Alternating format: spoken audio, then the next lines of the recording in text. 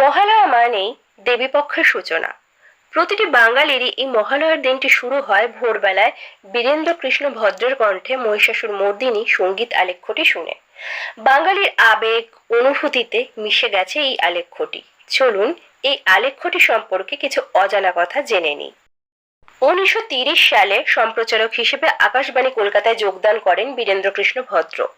1931 সালে মহালয়ার দিন ভোর 4টের সময় প্রথম মহিষাসুর মর্দিনী নামের সঙ্গীত আলেখ্যটি সম্প্রচার করা হয় আকাশবাণী কলকাতা কেন্দ্র থেকে, যার ভাষ্য ও শ্লোক পাঠ করেছিলেন বীরেন্দ্র কৃষ্ণ ভদ্র।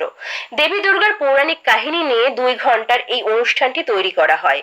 এই অনুষ্ঠানটির গ্রন্থনা করেছিলেন বাণীকুমার ভট্টাচার্য এবং সঙ্গীত পরিচালনা করেছিলেন পঙ্কজ কুমার মল্লিক। পরবর্তীকালে 1976 সালে আকাশবাণী থেকে উত্তম কুমারের কণ্ঠে মহিষাসুর মর্দিনী সম্প্রচার করলে বাঙালিরা ক্ষিপ্ত হয়ে ওঠে।